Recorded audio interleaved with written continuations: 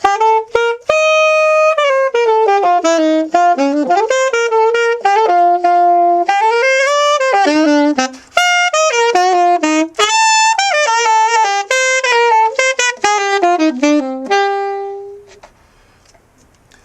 my name is Joren Cain. I'm the professor of saxophone at Valdosta State University, and I'm here for RS Berkeley, giving a brief lesson here on the Crimea River lick. This lick originates from the tune called Crimea River, which is a jazz standard, and the pattern is actually just the first several notes of the melody.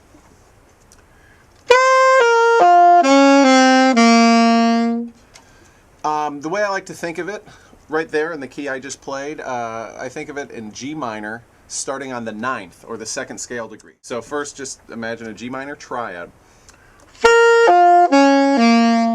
Then add an A in both octaves. It starts on an A, and or octave, there's also an A.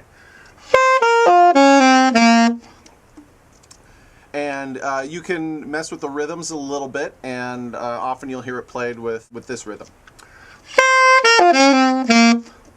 So the first step in dealing with this pattern is to just feel comfortable playing that shape in all 12 keys. And what I would do is start, let's say, on a high D, and start playing it over the C minor chord, but again starting on the 9th, the high D, and just go down chromatically.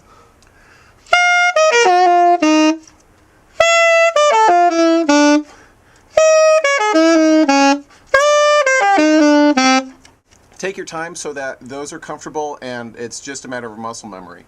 For me, I tend to, once I can play this pattern, I tend to think, okay, what's my starting note?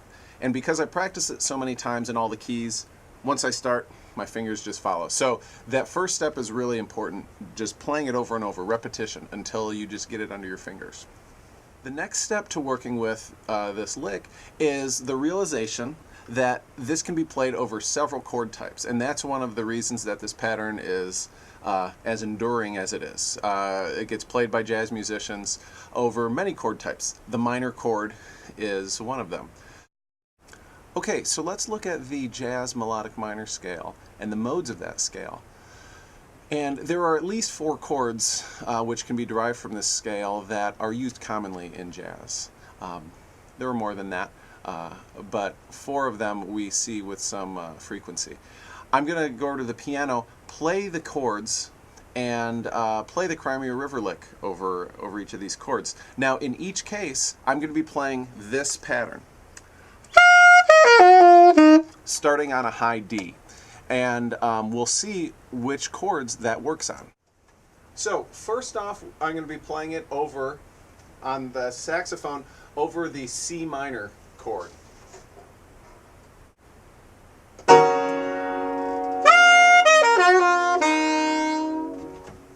Next, if we go up to the 4th mode of this scale, we are dealing with the F Lydian dominant scale, and so in that case we could see an F7 sharp 11 chord. And it doesn't even need to be a sharp 11 chord, because again that note doesn't play into it. But if we were to play over this chord,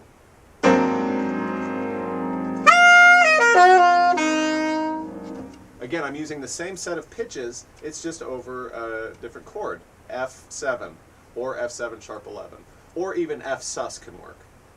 Alright, the next chord is A half diminished.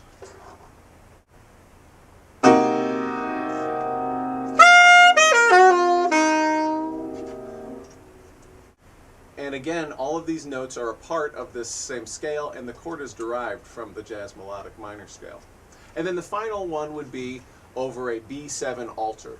Altered, which can mean sharp 9, flat 9, sharp 5, flat 5.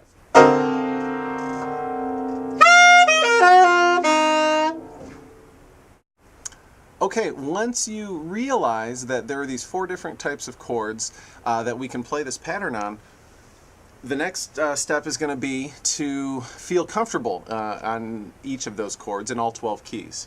What I like to recommend is creating some flashcards. I have 2 little sets here. One has all the note names, F sharp, we see, E, etc.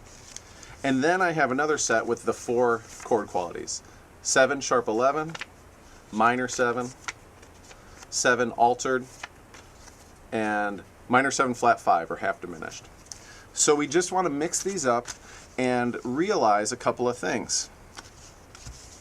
If I pick the first ones, I have F sharp, half diminished. With half diminished chords, the first note, as we discovered in the last exercise, the first note begins on the 4th of the chord. So if we see F sharp, half diminished, or F sharp minor 7 flat 5, we're going to start on the 4th scale degree, which is a B.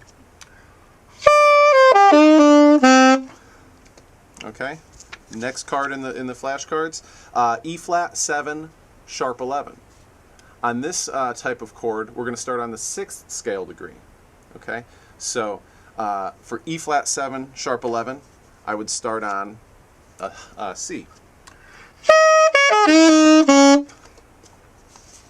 Moving on, I picked here G minor 7. Okay, on a minor chord, we're just going to start on the 9th.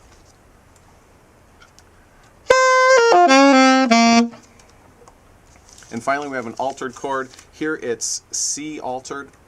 And so then on the altered chord, we're going to start on the, either you think of it as a flat third or the augmented second, a minor third up from the C. So if I see C7 altered, I'm going to start on an E flat. Okay, so just flip through these flashcards several times, keep shuffling them so that when you see A half diminished, you know immediately, okay, I'm going to start on a D. It starts on the 4th scale degree. Then, ultimately, we can apply this to minor 2-5-1. The 3 chord types in a minor 2-5-1, first we have a half diminished chord, followed by a 7 altered chord, and then a minor chord. So if we're dealing with a 2-5-1 in G minor, we're going to start with A half diminished. And so for that, we would start on a D. The next chord type is D7 altered. We're going to start on the minor third of D, which is an F. And then finally we get to the G minor chord, and we're going to start on the 9th, which is A. So together, those are going to sound like this.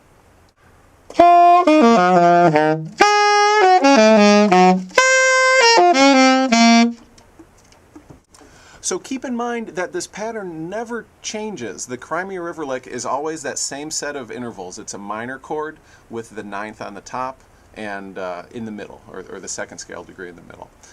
It's just a matter of knowing when to apply it. So we've seen today at least 4 chord types. The dominant chord, we could see sharp 11 or sus chord potentially. And we see how flexible this pattern is. So make sure you follow it step by step. It's easy to dive in and say, I just want to play a minor 2-5-1. But I think it's going to be better to do the step-by-step process. Thanks for watching, and thank you to R.S. Berkeley for this fantastic instrument, the Virtuoso alto saxophone. Again, my name is Joren Cain from Valdosta State University.